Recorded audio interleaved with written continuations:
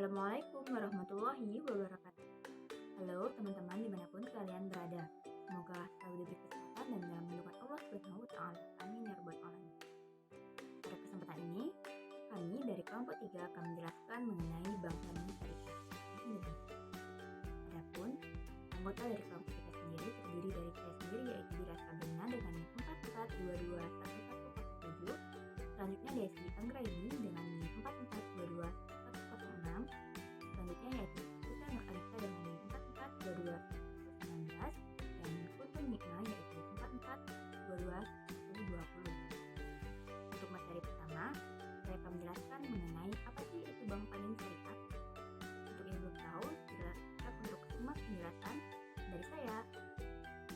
Oke, masuk di pemaparan materi yang pertama mengenai apa sih itu Bank Panin Syariah.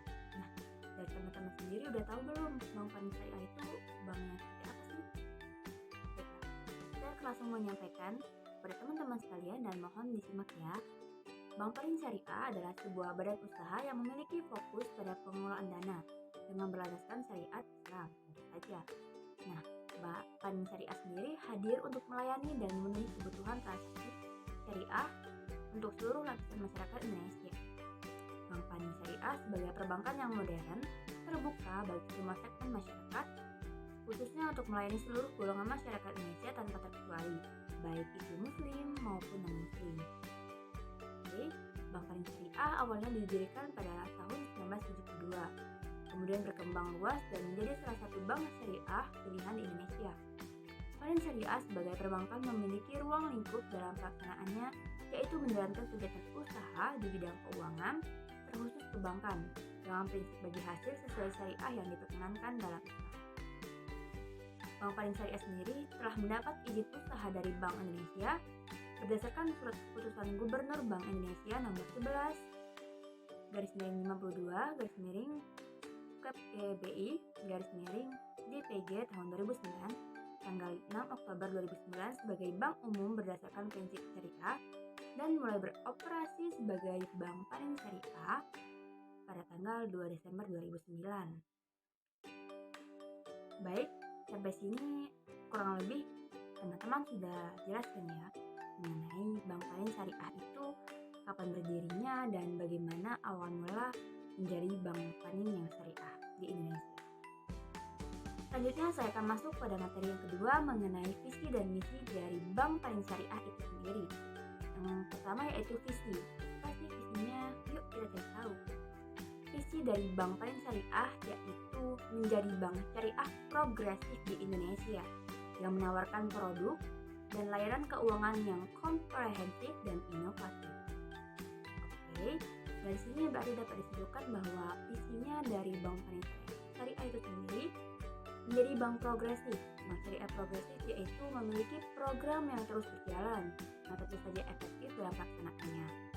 Terus menawarkan produk dan layanan keuangan komprehensif dan inovatif.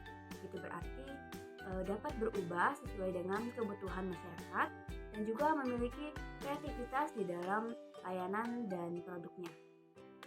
Oke, nah mengenai misinya, apa sih misinya? Yuk kita dengarkan.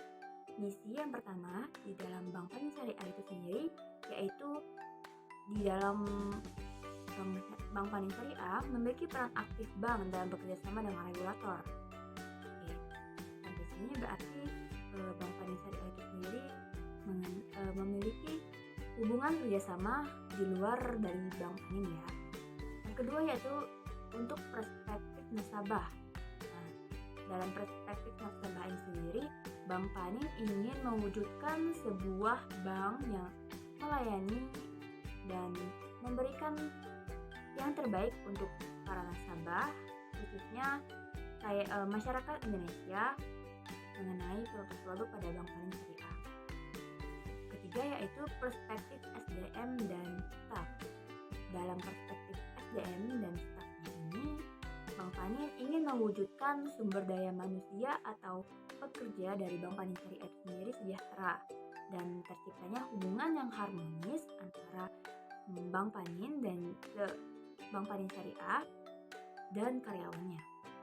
Yang keempat yaitu perspektif pemegang saham.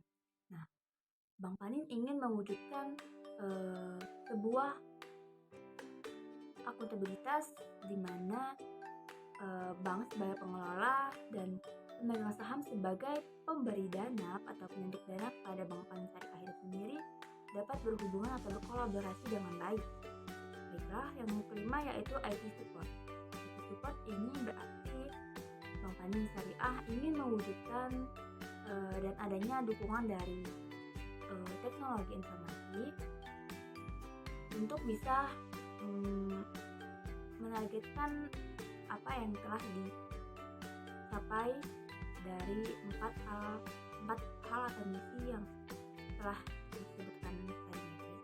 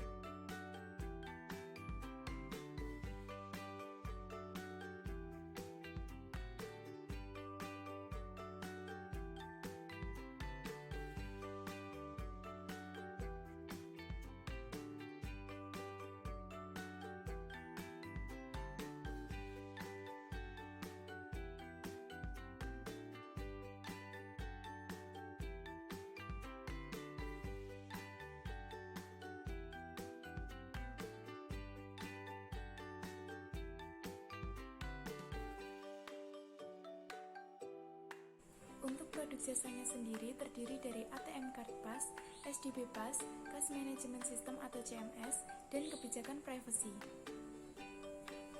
Untuk jasa operasionalnya sendiri terdiri dari PBS Clearing, PBS Intercity Clearing, PBS RTGS atau Real Time Gross Settlement, Transfer Dalam Kota atau LLC, PBS Referensi Bank, dan PBS Standing Order.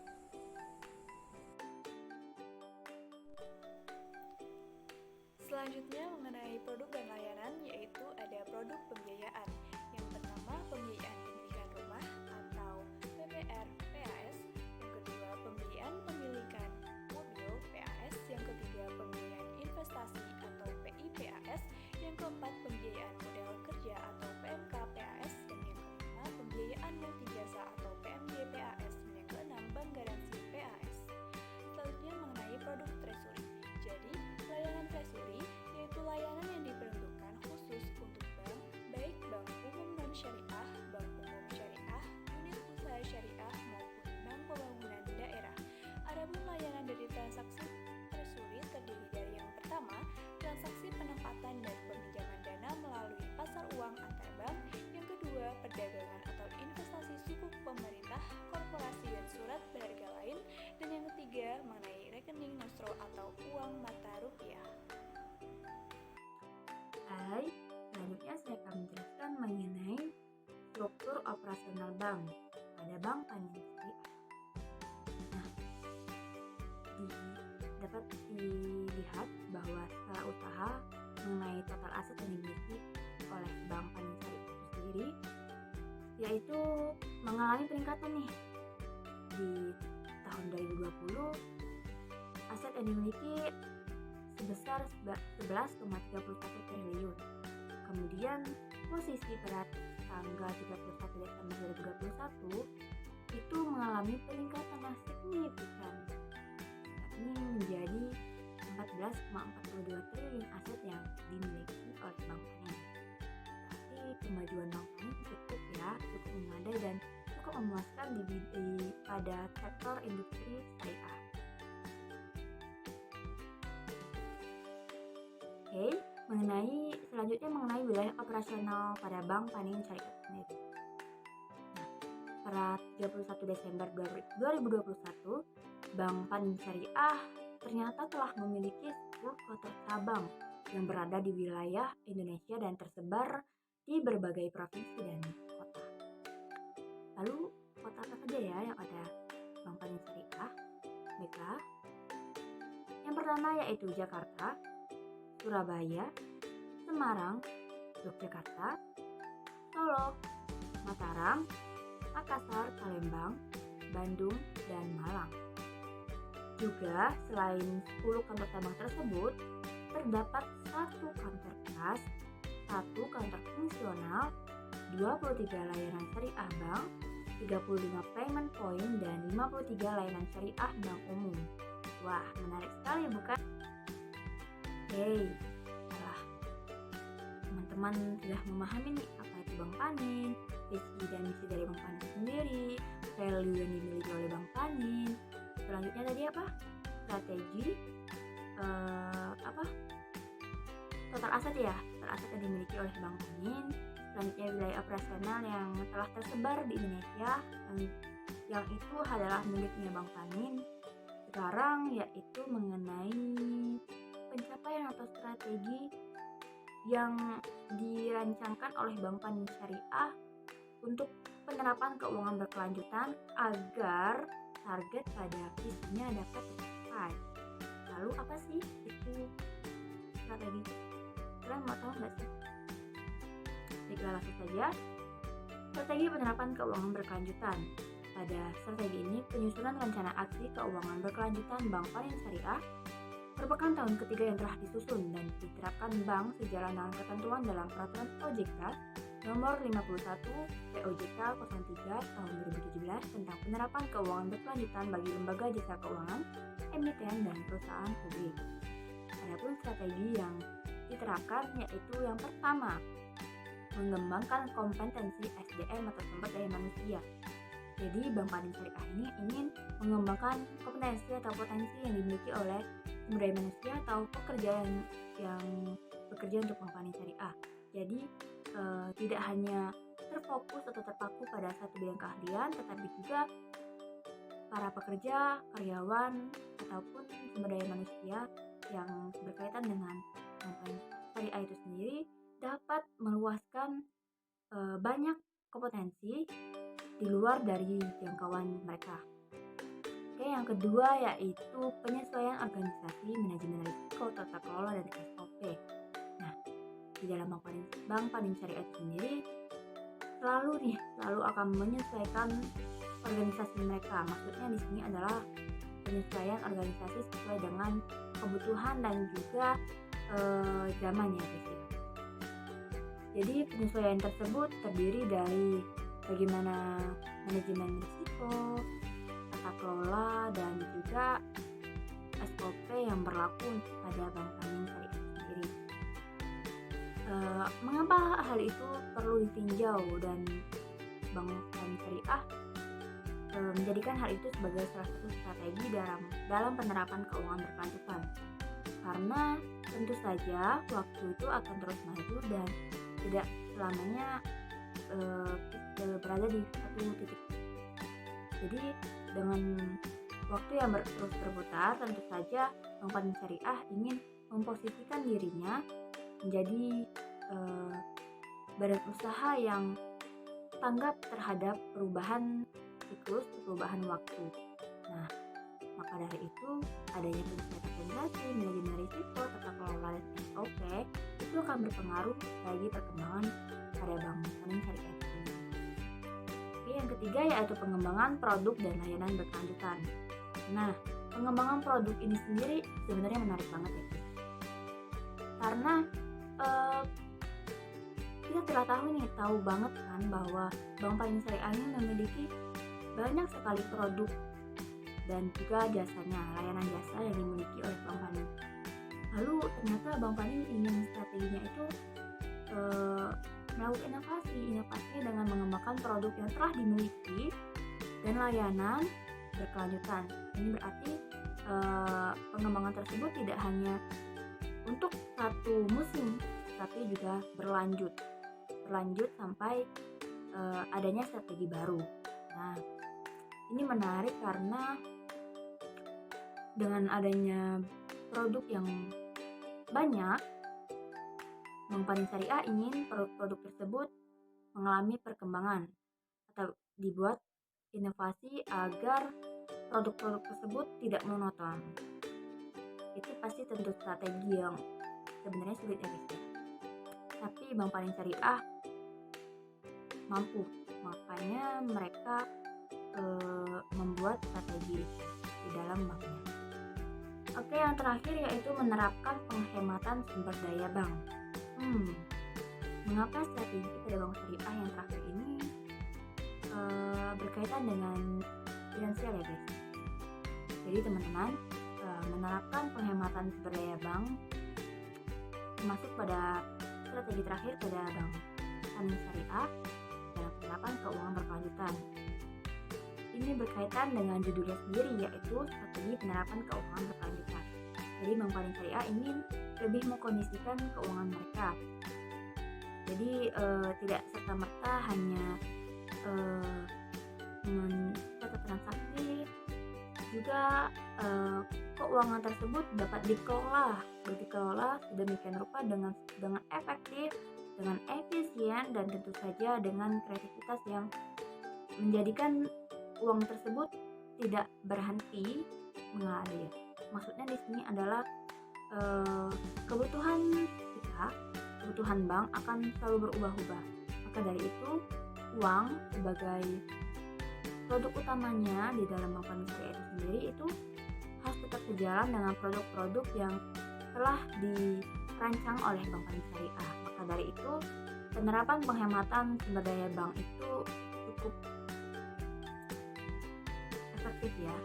Maka dari itu, mari kita sama-sama mendukung Bank Panin Syariah dalam menerapkan strateginya agar terciptanya visi dan misi yang berkualitas.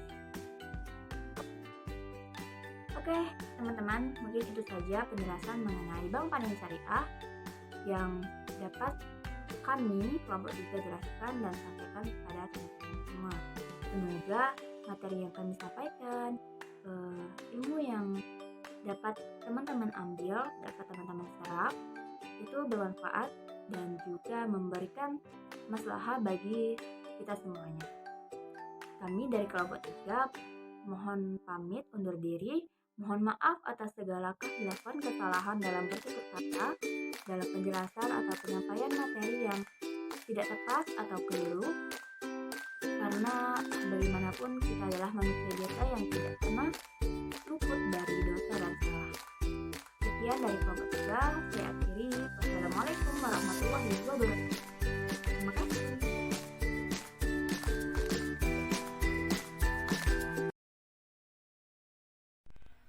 Kali ini kami akan sedikit menerangkan dan menyebutkan mengenai produk dan MICG dari MyBank Syariah Indonesia.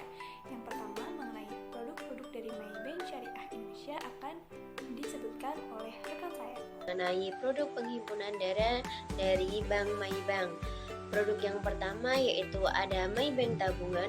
MyBank Tabungan ini terdiri dari beberapa produk. Produk yang pertama yaitu ada MyBank Tabungan U. Produk yang kedua yaitu ada MyBank Tabungan Maxi, MyBank Pro Saving, MyBank Tabungan Super Falas, tabungan MyBank Woman One.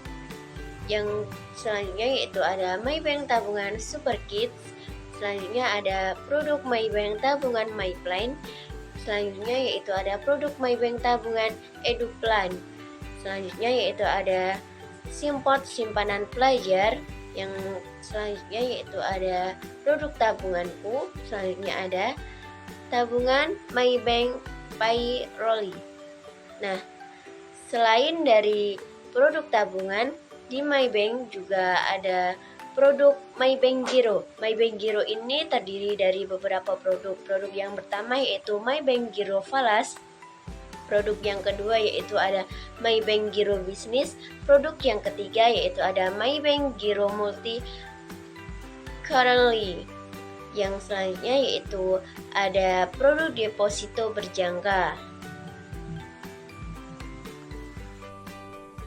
Yang selanjutnya yaitu ada pinjaman yang terdiri dari kredit tanpa agungan atau KTA, MyBank KPR-IB, kredit kepemilikan rumah, pinjaman multiguna, kredit pemilikan mobil IB, kredit kepemilikan motor IB.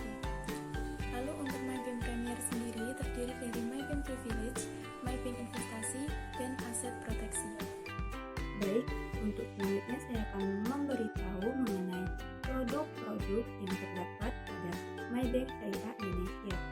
Yang pertama yaitu simpanan syariah. Yang kedua, produk haji dan umroh. Yang ketiga, layanan zakat infak dan sodako. Yang keempat yaitu MyBank Indonesia. Selanjutnya yaitu ada bisnis syariah. Selanjutnya pembiayaan properti. Terdapat juga pembiayaan pemilikan mobil ID, pembiayaan pemilikan motor ID. Selanjutnya yaitu informasi imbal hasil, dan yang terakhir yaitu Syariah Leaders Forum. Selanjutnya ada GCG atau Good Corporate Governance pada MyBank Syariah Indonesia, yaitu standar implementasi GCG yang diterapkan oleh MyBank Indonesia mengacu pada POJK nomor 55/POJK nomor 03 tahun 2016 dan SE OJK nomor 13/SE OJK.03 tahun 2017 tentang penerapan tata kelola bagi bank umum yang meliputi 11 faktor. Di antaranya yang pertama, pelaksanaan tugas dan tanggung jawab komisaris, yang kedua, pelaksanaan tugas dan tanggung jawab direksi, yang ketiga, kelengkapan dan pelaksanaan tugas komite, yang keempat, penanganan benturan kepentingan, yang kelima, penerapan fungsi kepatuhan, yang keenam, penerapan fungsi audit intern, yang ketujuh, penerapan fungsi audit ekstern, yang kedelapan, penerapan manajemen risiko termasuk sistem pengendalian intern, yang kesembilan, penyediaan dana kepada pihak terkait dan penyediaan besar, yang ke-10, transparansi kondisi keuangan dan non-keuangan perusahaan, laporan pelaksanaan tata kelola bank dan laporan internal,